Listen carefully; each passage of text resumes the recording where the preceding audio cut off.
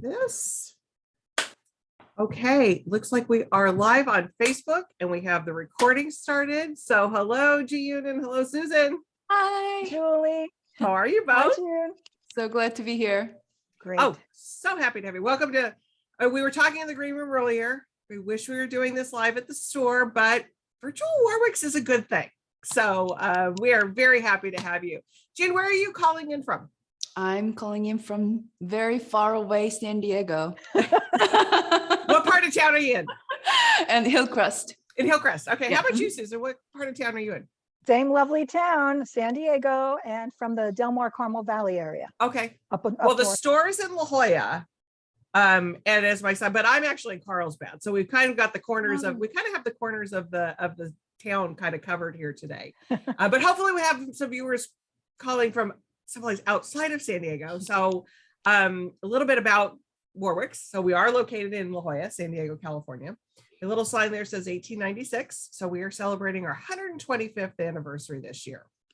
So Nancy Warwick is our fourth. We're not the oldest bookstore in the country, but we're the oldest continuously family-owned bookstore in the country. And so we are just, I was just talking to Nancy the other day, we're starting to plan our anniversary celebration, which will be happening sometime in November. So keep your, if you're not on our email list, make sure you go to our website and get on that. And there'll be some fun things, ways to win some gift cards and some fun stuff, some fun celebrations that we'll be doing.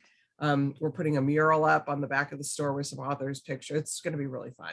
So, so that's a little bit about Warwicks. How today, Susan and Jeeyoon are going to just talk for about 35 minutes. I will be putting into the comment section a link on how you can buy whenever you're ready from the store. So easily click on that link. We can ship the book anywhere. But if you're in San Diego, we'd love to have you come to the store. There's nothing better than looking for books. You can find Susan's book there. There's lots of things that we can tease you with there at the store. So if you are in the area, please come in and shop with us or click it and we can ship it to you. I've been hearing that our media mail is pretty quick. So we can get that book to you as quickly as anybody else that you could order a book from. So remember your independent bookstores and Warwicks. Also in that comment section, we love audience questions. So if you have a question, please put that in. I'll be talking in the comment section, but please put in some questions. I'll bring those into the conversation when Susan and Jeeyoon are done speaking. So enough about me and Warwicks and what's going on. So let's get the show on the road here, as they say. So Jeeyoon Kim is an award-winning classical pianist renowned for delighting audiences with a sparkling combination of sensitive artistry, broad emotional range, impeccable technique, and innovative concert experiences. A native of South Korea, Jeeyoon has inspired a passionate fan base from around the world. So maybe some of those fans are here with us today around the world, hopefully. And her 2016 debut album, 10 More Minutes, features a conversation with the audience from on stage. She graduated with distinction with a master's degree and a doctorate degree in piano performance on full scholarship from Indiana University's Jacobs School of Music. And in another master's degree in music education, piano, I'm going to mess this word up. Is it pedagogy? Is that Pedagogy. Pedagogy. Hard-G. Okay, I knew I was going to mess that one up. I mess one up at almost every interview. So if you look at these in the past, you'll see me messing up something. With a full scholarship from Butler University, where she also simultaneously served as a faculty member. She was recognized with the Top Music Teacher Award from Steinway & Sons for 3 years in a row from 2016 to 2018. Today, between performances at venues like Carnegie Hall, the Chamber Music Society in San Francisco, and the Stradivari Society in Chicago, Jeeyoon recently launched a fast-growing podcast, Journey Through Classical Piano, dedicated to helping people of all musical tastes and backgrounds discover the beauty of classical music. She's here today to talk to us about her new book, Whenever You're Ready, How to Compose the Life of Your Dreams. So we're very excited. I love that you have that virtually. I love that that's a great virtual background you've got there with the book. I love that. With her today is Susan J. Farese, nurse, MSN and RN. Susan, a native of New Jersey, received her Bachelor of Science degree from Widener University. Widener. And Masters of Science, MSN, from Seton Hall University. Her diversified nursing career includes military and civilian nursing, within inpatient, outpatient, and academic settings, including experience as a clinician, educator, and administrator, consultant, and nurse entrepreneur. Susan is the owner of SJF Communications PR here in San Diego and the author of Poetic Expressions in Nursing, Sharing the Caring. With that, ladies, have a great conversation. See you in a few minutes. See you. Thank you, Joy. Thank you, Julie. Well, good afternoon, everybody. I cannot wait to hear these answers with you, Jeeyoon. I'm going to say the first one.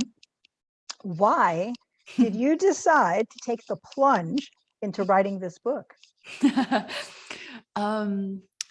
Writing a book has been a dream of mine for a long time. I always love that intimate relationship that you can build with authors. And that relationship that you can have an inner dialogue with the author was always fascinating to me. And as a performer, as pianist, I always feel like I'm connected to the audience through the music making. But through the book, I wanted to create even deeper connection, actually inviting them to come inside of my head, and wanted to share behind the scene of my life. And a lot of people think that being a concert pianist is a lot of a practice and practicing on the instrument, and that is true, but hold a lot of self-coaching and training daily mind training, a lot of self-discipline, and how to take care of my body physically or emotionally and mentally. And I also wanted to demystifying that talent code. A lot of people think that like, oh, you're so talented.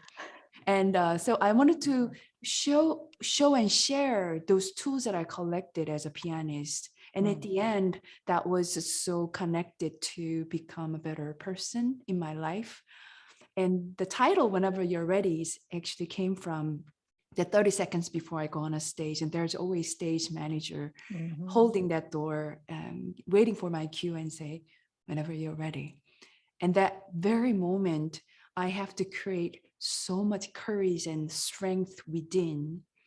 And at the moment, I have to make a decision to walk on that stage. And when I do that, and there's a beautiful stage opening up to me, and I wanted this book to be somewhere between you and your stage of life. So whenever you need that courage and inspiration and motivation, which is the hardest step, is the first step. And maybe these tools might work for you. And I wanted this book to be friendly. It's like having a conversation over the coffee or as a friend. You know, sometimes you may know all the tools in some way of shape or form in the past, but by having a conversation with your friend, you know, I struggle with this too, but this kind of worked. And then someone might be like, maybe I will try that today. You know, maybe this time I might try that. I heard of it so many times. So I wanted that to be warmth and honesty and compassion, and give accessible tools and give that inspiration to the readers. Also, I wanted this book to be some kind of a written concert. So I formatted it in such a way, it's like a written concert. It starts off as a prelude that we are just about to go on a stage. And there's 5 movements, and each movement deal with a different aspect of the tools that are collected. For example, like first movement is actually about the tool itself, that how to create a habit. And second movement, it's about how you connect and with the people and how to deal with your negativity from your inside and outside. And third movement is about how to create your inner child, the creativity. And all this aspect of a tools that I create is like a musical structure, 5 movements. And in between 5 movements, there's intermission. Just like a concert, when you go, there's intermission where you take a break. And that's where I actually talk about a piece of music that is dear to my heart, and direct you with the QR code and come to my podcast and actually listen to my own performance. it's like my mission as a pianist that I want people to get to know this beauty of classical music. And I hope that through this book too, and people might feel easier to get to classical music. And I wanted to kind of entice them as a kind of side bonus of this book might be listening to more classical music and get to closer to that. That is a wonderful perspective. That's amazing. You're a Renaissance woman. And it's applicable to so many people and so many groups of people and professions as well. Excellent, excellent. Okay, question number 2 here. Can you tell us the importance of practice and why you think that habit is important to you and others? You know, I think when people think about, especially like athletes or musicians, that one of the things they would think is they have a special talent. And I get that a comment all the time after a concert, and they say, wow, you're so talented. But to me, life is so much more complicated than simply categorizing someone as having some magic solution, the talent. What you don't see is that the real effort of perseverance.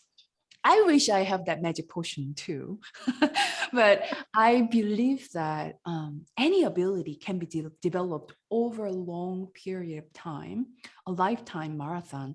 And, you know, I studied when I was 4 and I'm 41 years old. And if you think a perspective of 4 or 5 hours of each day for 37 years of daily practice, you might get somewhere if you pick up something. I believe if I pick up something right now and consistently put that effort for next 20 or 30 years of that very with the good coach and actually self-feedback and all deliberate practice, I bet in maybe 30 or 40 years later, and people might say, wow, you're so talented. And I was thinking in my head, like, that's right. I developed my own talent. So for me, repetition does work. And I ask to my students or to my friend, how many times did you actually repeat before you give up?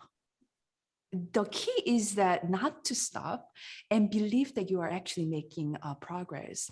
And moving forward is not easy. Doing is not easy, but you do because you care, because you love it. Action speaks louder than words. And for me, I love the action of playing piano.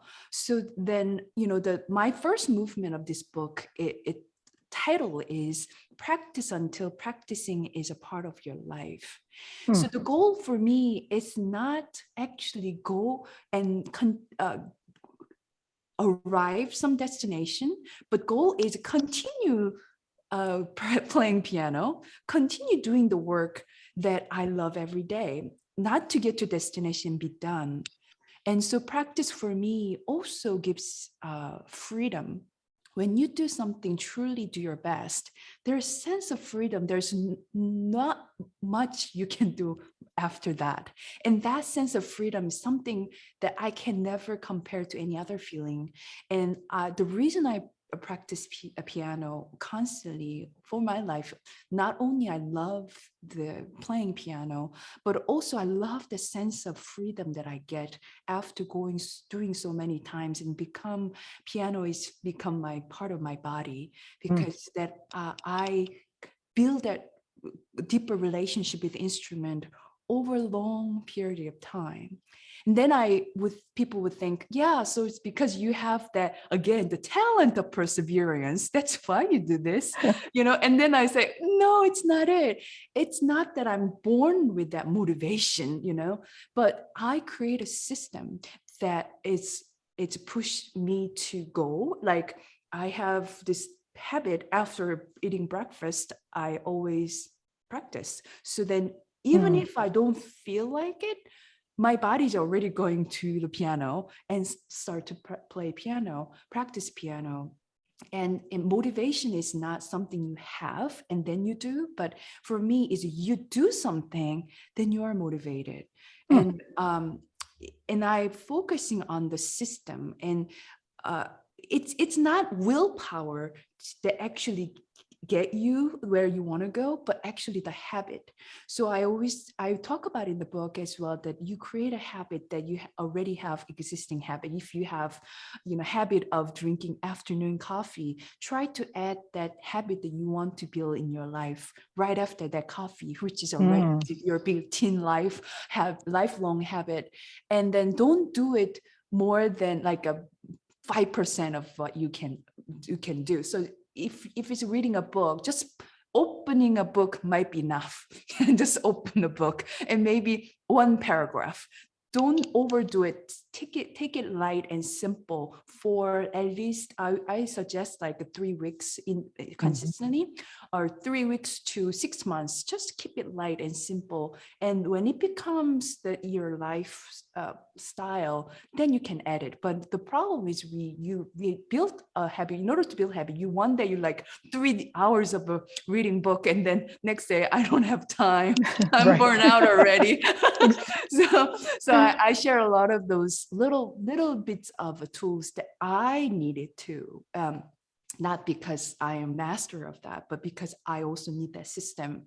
And then I forget about the actual goal, focusing on the daily the structure. Absolutely wonderful. So the key words then are perseverance, habit. What about, I'm going to throw you off a little tiny bit. What about passion? Do you need to have passion for something to be able to persevere and do a habit with it? Or do you develop a passion as you keep persevering? Oh, I think the passion is something that that if I have a talent or anything, the love of it. And I think that you will know when you like or when you love something.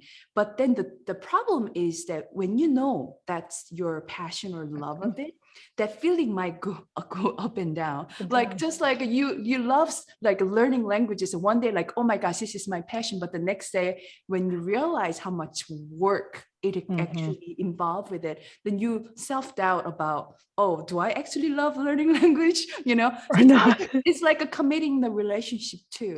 So Right. for me, I know in the core, deep down, I love playing piano. That's my passion for my life. So I try to ignore the feeling that comes ups and down. And sometimes I really don't feel like practicing, but I still do because I committed to this relationship. Yep. I regardless the humanly feeling, and I bypass and surpass that feeling and still do the work, and through those ups and downs, and at the end of it, and I'm glad that I stick with that action, because that is my true feeling or true passion about it. Sounds great. And so commitment is the magic word there. It definitely is. That's You right. need to be committed. So let's move on to your writing process. Sharing your writing process, what did you learn from the process, and what was challenging about your process of writing? When I first think about writing a book, I faced that monster in me, self-doubt. I am a pianist, I'm not an author. And in my head, like, again, even though I practiced so much, every tool that I wrote in the book on piano, as if I don't know any of these tools. And I was going through like, oh, don't people need a special talent to write a book, and to feel like this is like a mountain to climb, and I don't have ability to climb up that mountain. And writing is also about creating a habit of writing. And I thought, I have all these tools. I know how to create a system and the habit. And then actually doing some other field that actually something new, tremendously difficult for creating new habit and follow through. So I realized it doesn't matter what that tool is, you still need a reminder, you still need a daily frequent practice of that tool and repetition, and still exercise what I know. I knew what to do, but I didn't do. So in that writing process, I've tried to focus one page at a time, one idea at a time, one evening of writing at a time. And eventually, when I made a decision that I'm going to commit to this, and then I was focused on the daily day of writing, and without thinking about, I needed 67,000 words in order to be a book. And then I didn't think about that way, but more of every day, if I write a one page, which could be 700 words or 2,000 words, even I didn't count it, but if I write it something every day, and eventually it became a book. But I didn't really think about that, again, the goal of it, but more focusing on the process of it. And after writing, and at the time that I asked myself one day, which was like during quarantine, and I asked, why not writing a book? And I actually have to face that fear and actually walk through that fear. And would I have fun? Would I help one person through this process? And the answer is yes and yes. And then I told myself, Jeeyoon, isn't that worth it then? So I made it to the action plan of daily practice it. And after writing it, I felt like I gained tremendous courage and strength for me, and become a stepping stone in my life. So when I face another challenge, then I know I can do it because I did this challenge. You remember that time that you had all the doubt, but you did this again and you can do it. And all the tools, again, I shared in the book, again, I exercised that again and know again that it works. Right. And also, I think the writing itself was very interesting because it was so creative process. I was so surprised how creative process that was. And I existed without time. I was thinking the constructive ideas about the past or now or the future, and all at the same time, present time. And people say writing is giving clothing to your thought. So I really felt like that similar idea. I faced myself much more clearly. Actually, my kind of floating ideas become something that I can see, something that I encounter. And I actually had a deeper understanding of myself. And all of those tools that I practiced it and thought about it and I taught through my students, but when I actually wrote it down, all those things, it became a stronger tool for myself too. So I really felt that a power of writing and so I continue to using that tool of writing on my daily practice, or for my practice journal, for my piano, or whenever I face the challenges, I try to write it out and actually giving up that clothing for my thoughts so that I can deal with it. And again, that really reminder of focusing on the process of creating a habit and system and enjoy creating. And through that, people might benefit. But deep down, I know I benefit the most being nurturing that creative side of me and actually get to a deeper relationship myself. So I recommend everybody to write a book. I think that's fascinating. What if, throw off question, what if you get distracted while you're working on your process and practicing and you're persevering, but you get distracted? So you say you're going to write every day and you see something outside that distracts you. Do you keep at it, or do you take a break and then come back to it? What is your process if you get distracted while you're doing it? While I'm doing, I don't force it. I think the action of sit down and try to write it probably did it already for me. That in terms of getting the system in living in that system, and often a lot of times that I thought about writing more than action of writing. So I went for a long walk when I was writing this book. I went for almost an hour and a half or 2 hour walking while I was actively writing, because at that time I was thinking the ideas whole time. And then if I come up with something like, oh, yeah, that's a good idea. And I just keep writing and I go to the side of the road and actually wrote that down.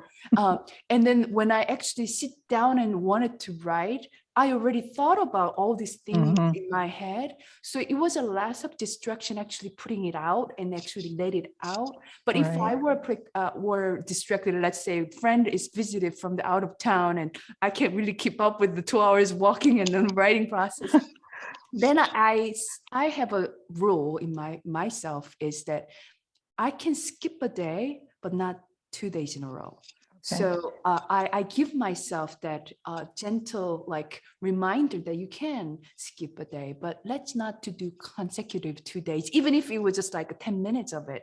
And I try not to fall out of the track as much as possible so that that I remain consistent. And again, if that consistency doesn't have to be like 2 hour, 4 hour long of doing things, but as long as I made the action of doing it, I feel good that I am on the right track. Great answer. And also, not if you do the 2 days and miss the 2 days, then it becomes more of a procrastination. So you can't persevere, you stop persevering. Great.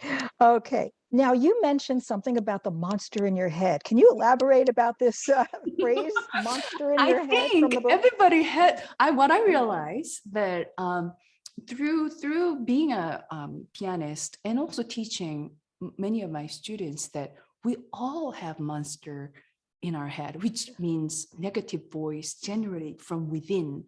And often that being a performing artist in front of the public, that I face this monster much more loudly on the spot. I think if you have any like public speaking or like, those kind of situation, you may notice that like those voices all of a sudden really, really loud right before, during, or after. And I call it as monster.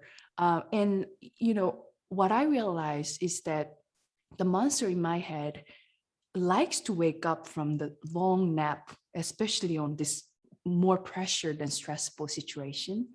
And I, after going through a lot of these monsters talking to me, like, oh, you made that mistake. Oh, how stupid. Or, well, oh, there's a difficult spot coming up. Like, how are you going to deal with that? All of this negative voices generate. Is that me? Is that me or someone else? But no one is actually talking to me. So it is me generating.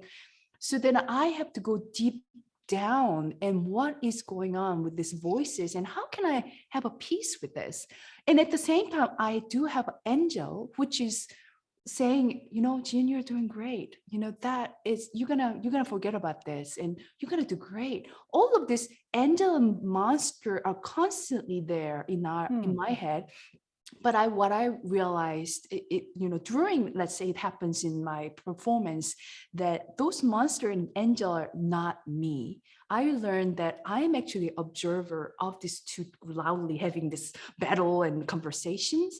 So I realized that, angel is helpful. It's definitely on my side, but it's not that helpful if I'm focusing on, oh, Jeeyoon, you're doing great during a performance, because performance, I want to focus on the music. What is Chopin is happening, not actually angelic voice and really defending on a monster. Right. So then afterwards, I learned this tool to tame my monster, which is going deep down and write it out, all the monster's voices.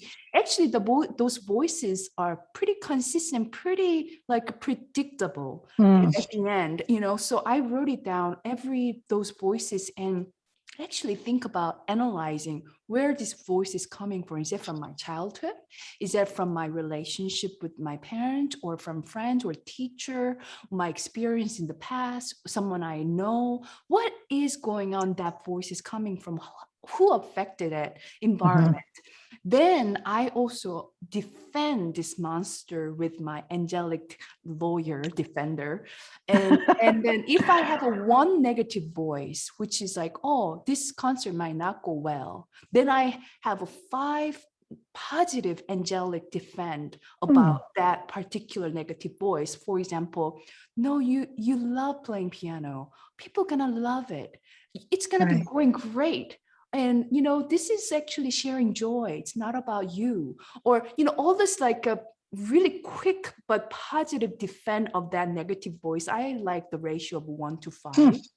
And I try to do that so that when monster wake up from the nap and talk about those negative voice, I already have an angelic voice already wrote out and already worked through this thought process. So without me involving while I'm still playing piano, Right. this angel is just shooting that message much strongly, and then later on that that really my monster is much more tame.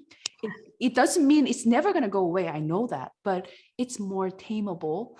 And it really comes with this daily journaling and, you know, daily dealing with the monster. And it's not like once I'm done it and I have it all. It is actually still daily maintenance, and to make that to work for me so that I can be in peace. I can enjoy what I'm doing without dealing with Noise, noise, monster noise. Yeah. noise. And I think everybody has that noise. And I Mhm. think if you can kind of pick up on that tool, it might help. Yeah, and to curb that monster so that it doesn't distract you from the positivity. So Right. basically, you're giving yourself 5 affirmations, positive affirmations, to Right. calm Right. that monster. That's right. Great. That's right. It's a great Yeah. idea. Yeah. Okay, so moving on to meditation and journaling. Can you tell us how meditation and your daily journaling impact your life, and share a glimpse of that side of you with us, how you do this? Yeah, I think it is really connected to the taming the monster. The daily journaling, again, it's connected to power of writing, and I think that's a powerful tool that we all have. And I journaling is so important tool for me. That, you know, for example, I would write in the morning, write 3 grateful things that it can be, you know, as small as just, you know, drinking matcha, it tastes good, or, you know, as little as possible, or anything big, doesn't matter. And I try to write it that. And also I write like a free form of just get out of my thought process, just free form writing.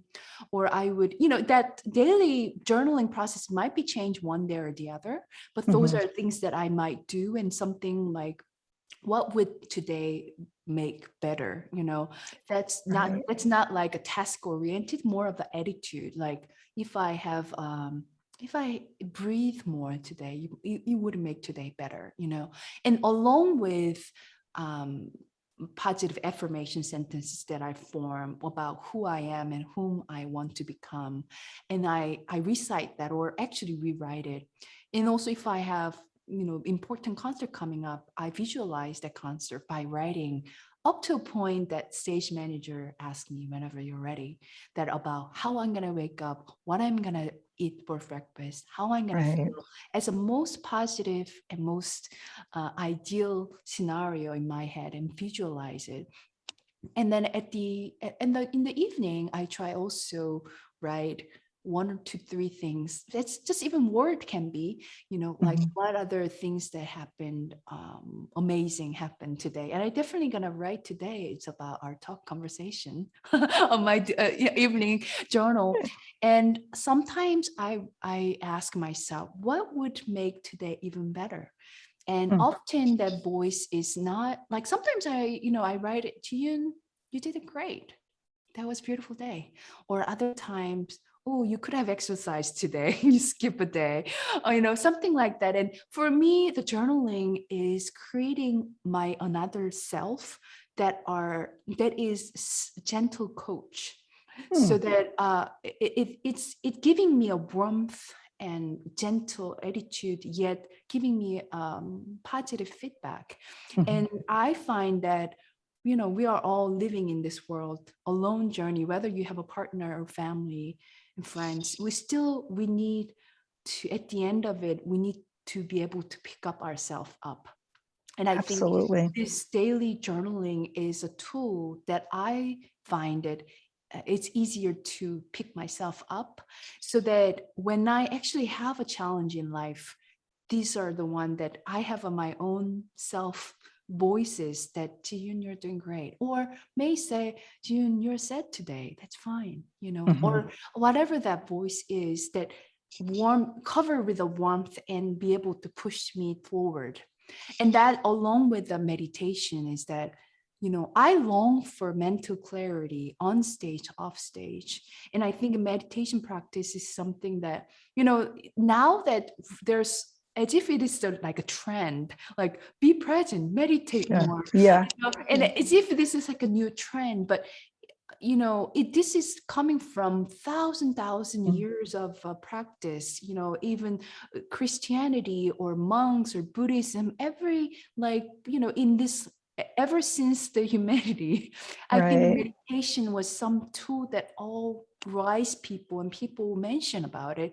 So for me, even though I'm not expert of meditation, but I do practice because that gives me a tool that when I actually have a crisis, when I have this emotional breakdown or performance, or that time I can pick up myself or aware myself at the moment a little bit more clearly, so that I don't become a victim of my own emotions. And when I feel like I'm anxious or frustrated, before I overreact or do something out of that frustration, I can catch myself like, oh, you're frustrated.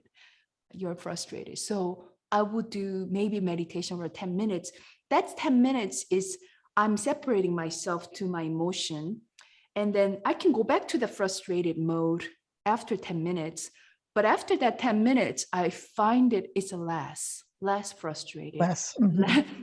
So that's an important tool. And I say, all of these tools that I mentioned in the book, we can never know numerically, if you meditate, if you write a journal, your life will be 10% happier. I can't really say that. Can't do that. It's not numerically written that way, or we can never know. But what I wanted to encourage people is that you never know, but there's no negative about it. So it's neutral or plus. That's the outcome. So then why not? Because again, the life is full of struggles. And I think these tools shine the most when you are in crisis. So even if you are continuously build your life around these tools that help you, you may not notice this helping you or not helping you. You don't realize it. But then when you have actual crisis, when you actually have a performance, when you actually have to have that pickup for yourself, then you know where to go. And these are tools that you've been practicing for a long period of time. And then you can just lean on to that tool. So I find that it's really helpful for me. And you can cultivate that tool, bring it up, and it'll help you. That's awesome. Right. So here's another quote. Dreaming is a muscle. I find it interesting to read that. Can you tell us about where that came from? Yeah, I mean, I found myself that dreaming is a muscle. And through my own teaching as well, and I ask my students that, can you think of wildest and craziest dream that you can think of in piano? And I asked that question, and a lot of times my students would answer that, I don't know. It's very difficult. And I said, you don't have to share with me. You just think. Can you just think about it? And you may want to write it on your journal or private. But what could that be? And it was very difficult for them to dream. And I realized that even for myself through this experience, that we are limiting ourselves before anyone else. Ourselves are boxed into somewhere square here, and already before you actually do it, and you limit like, oh, I don't think I can do that, So then that becomes like limiting yourself.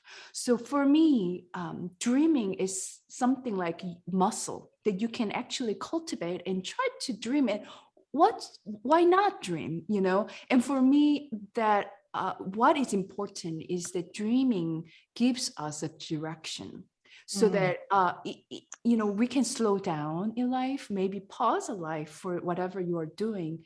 But I think direction is very important. So you may never really realize that dream to reality, but it's still okay, because you're gonna still point at yourself the dream that you wanted that to happen. So then I always think about, what is the tiniest step that you can do today to get closer to that dream.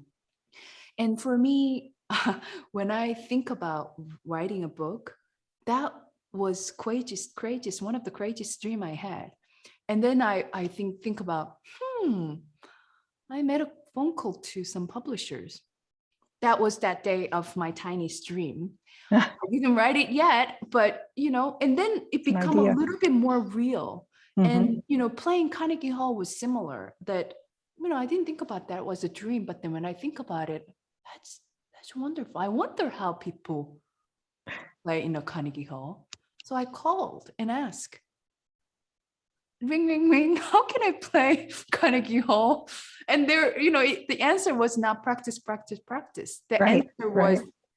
oh, you need a right presenter. We need to your bio, or, you screening your, credentials. So whatever that was, gave me a steps to get to there. And then when I actually make that happen to, performing in the Carnegie Hall, when I on the stage, first thing I said to the audience is, welcome to my dream. That's awesome. And I think Yeah. if you don't dream, you're not going to go there. And if you don't realize that dream, still you're pushing yourself further into whatever you want to do. So I think it is a muscle, and we can all exercise. And for me, still, it's difficult to do, but I keep, I am pushing up, it's like a muscle of your physical body, and you keep exercising that mind and that muscle. Great, great. I think that we have some questions, and Julie is going to come back on to read some from the audience. You can talk. I mean, the questions are great because it's like, this is fantastic. I mean, you are terrific, to you. And which people want more. Well, the first question is from Pat. Are you going to use the book to teach classes to walk through the process together? Wow. Oh, wow. Whoa. They gave me another dream, Let's go. Well, I do hope that I can do book concert. That I already actually have invitation through some of the schools that I go and talk about the concept of the book to those university music students that are direct, like, it's obvious audience of the reader of the book, but also going to corporate or other general public. And this book is actually the perspective of concert pianists to the life. So it's not like you actually have to play piano to benefit from this book. So I do want to find out what is possible. I didn't really think about the one system at a time, giving like a class per se, but it could be, why not? But at the same time, it's also gentle nudge too. I think that a lot of people commented and give me a feedback about this book is that as if you're my sister, as if you're my friend. That accessibility kind of warms their heart and actually put their guards down, like, you know what? Maybe I want to try meditation. Beforehand that I go, oh, no, that's like a trend stuff. I don't want to do that. And then all of a sudden, like, maybe, So I really do hope that I can incorporate this book with the music and hopefully maybe class. Yeah, or podcast or something, because it's, with the music, it's such a unique avenue. That's true. Yeah. Into it. It's I haven't, you hear a lot of different, but through classical music would just be a fantastic avenue through it. Great. Yeah. Jeeyoon, the magical coach. She has a podcast already too. Yeah. Right. So here we go. So then we just need to start charging for that, for the master class. That's right. Master class.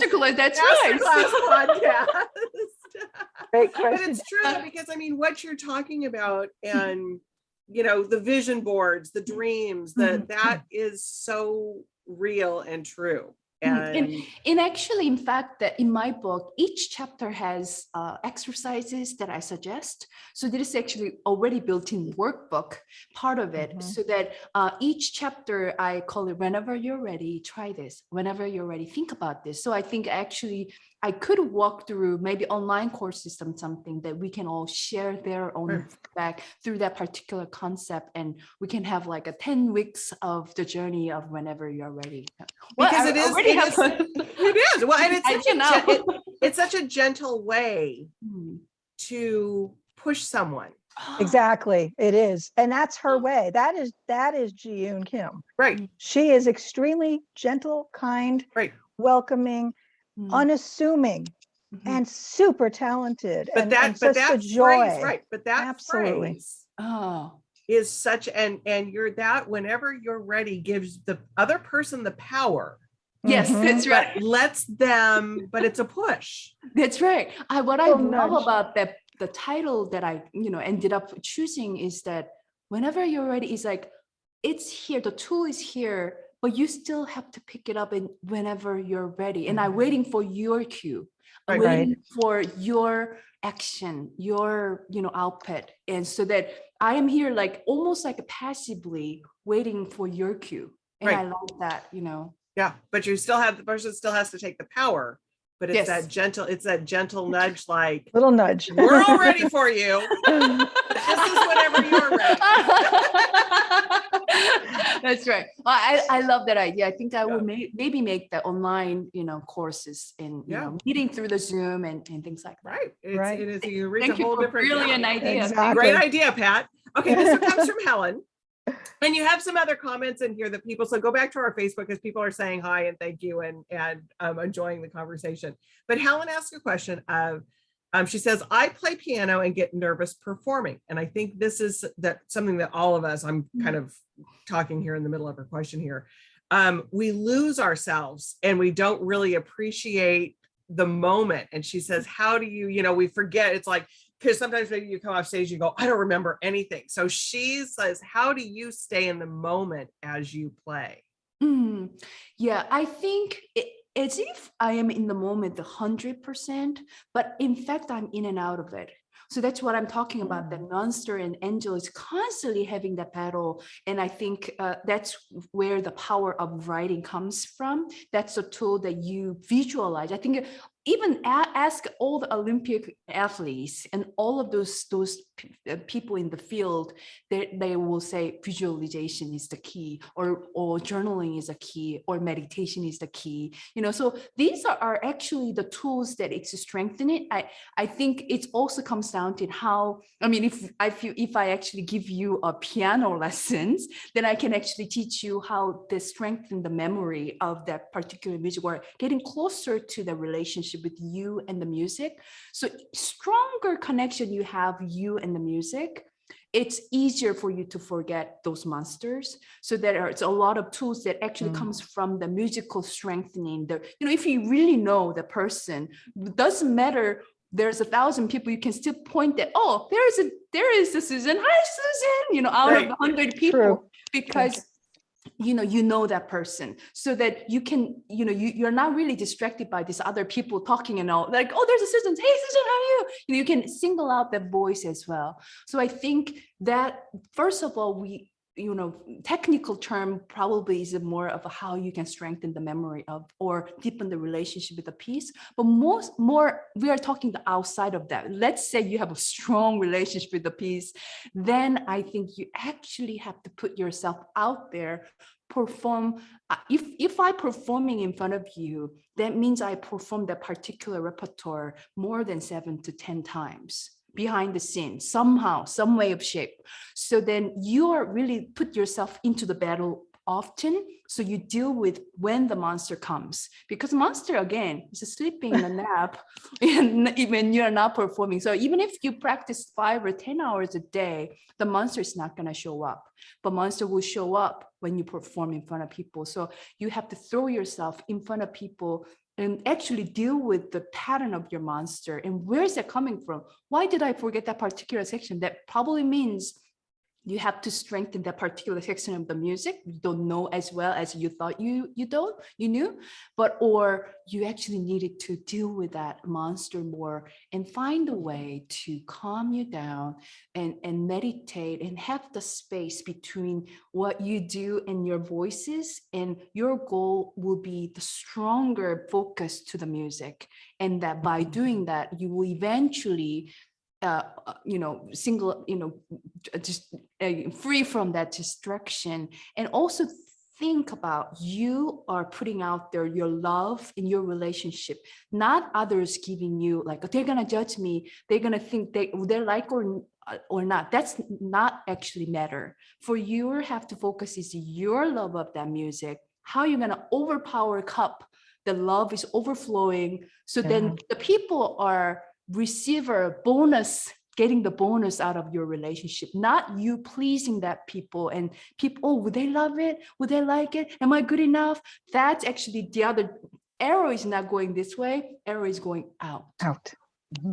And for you to enjoy performing though, and enjoy that experience, Right, and right. remember that experience. I mean, Yeah. that's the thing too, because it is, being able to stay in that moment. And like you said, seeing Susan out in the audience, or, that's what playing the music brings you joy, but probably seeing people enjoying your music brings you joy as well. Right. When you have a positive experience, you also have to record that on your daily journal and really amplify. So whenever you have those doubt moments, that remember the time that you have a feeling of joy after finishing that performance. So you really keep giving Angel yourself a food, your positive mind of food, and don't give any food to the negative monster.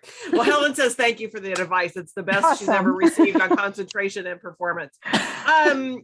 Susan, did you have one more question that you wanted to ask? A couple of very quick ones now. Okay, quick ones. We're running out of time. Okay. Yep. Number one, who would best benefit from your book? Number two, the cover is extremely colorful and creative. Can you share with how it came about? Those two, and then we'll be finished. Perfect. Hopefully. Okay. Thank you. Well, I think the audience would be obvious audience will be whoever, performing arts or musicians, whether you're a young teen to 89-year-olds picking up the instrument, or, speaking engagement, or comedian or musician, doesn't matter. I think that's a more obvious kind of audience. But for me, I think this book is anyone who is curious and conscious about the journey of life, and someone who is introspective and sharing ideas, and curious about different perspectives of life, and curious about what this life of concert pianist, and what could I learn from it, or what could I share of her perspective. And I think you will really love that perspective and maybe make it into your own. And the question about the cover, I love the question, just because I want this book to be as beautifully pleasing as possible. I guess I am, as artist, that the cover is the first encounter before you even read a book. So I want, even before writing first word of this book, I thought about, what could be the cover? Of course it doesn't come in, because it has to come later. So, but in my head, like, I wish this cover to be inviting, contemporary, light, and positive. And I think at the end of it, what it came out, it's far beyond my expectation. And there's a lot of draft that we go through, but the final version of this white background and all of this is that it's if you know the travel clef of music, it is really kind of like a travel clef. And this, all the color of ready, it's actually like that my artwork and behind, that's kind of inspiration of it. And this piano keys, even though it's you may think like, why is there piano keys there?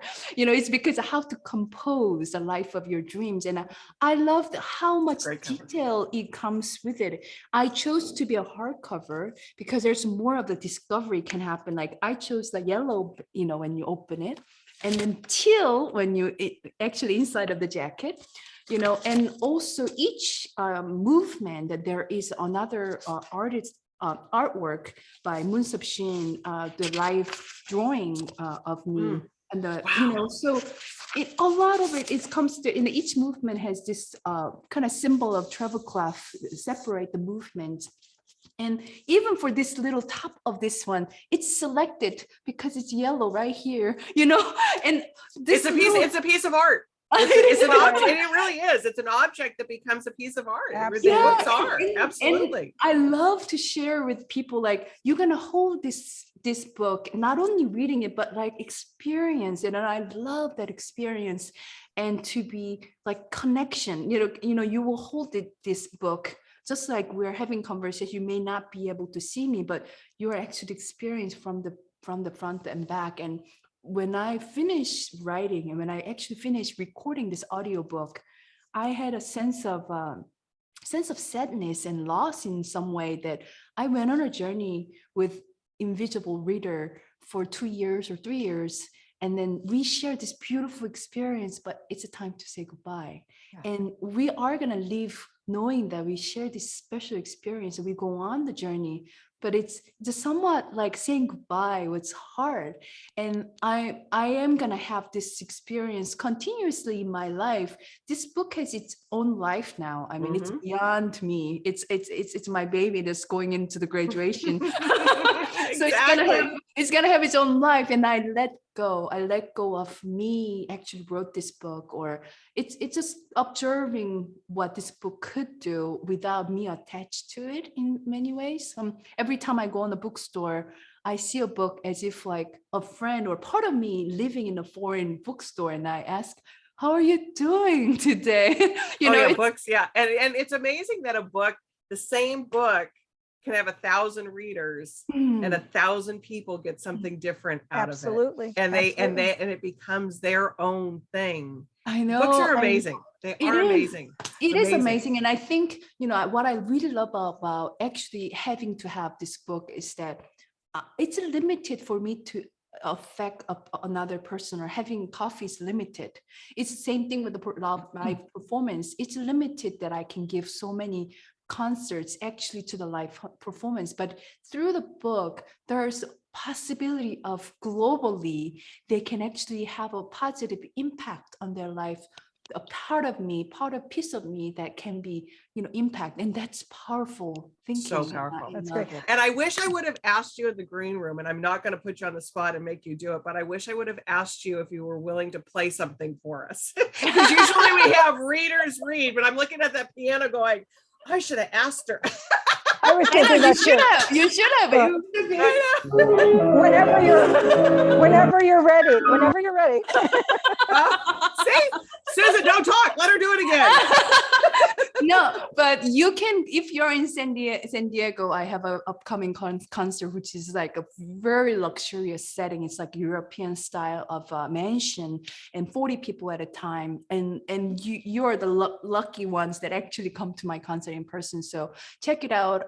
Come to my Instagram or Facebook. There's a ticket link that you can go directly and purchase. That's exactly what I was just going to ask you. Where do you want to direct people? Is it a website or Instagram? Where's the best place to send people to find out more?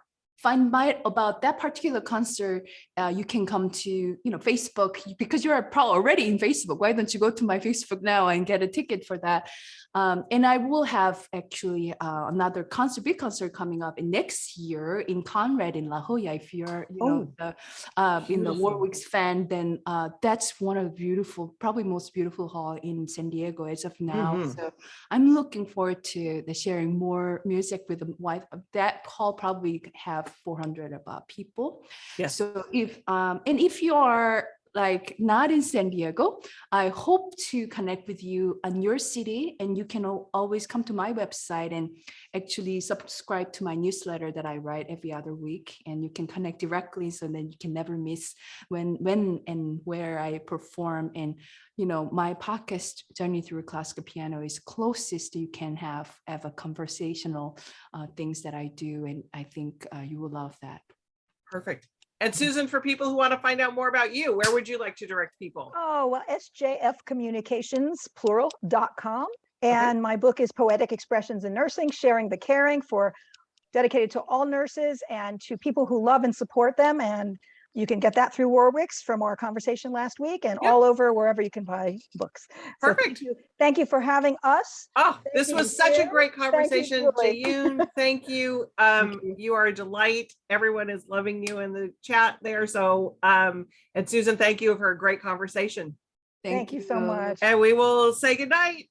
Whenever you're ready. Whenever, yeah. Whenever you're ready. I'm ready to go.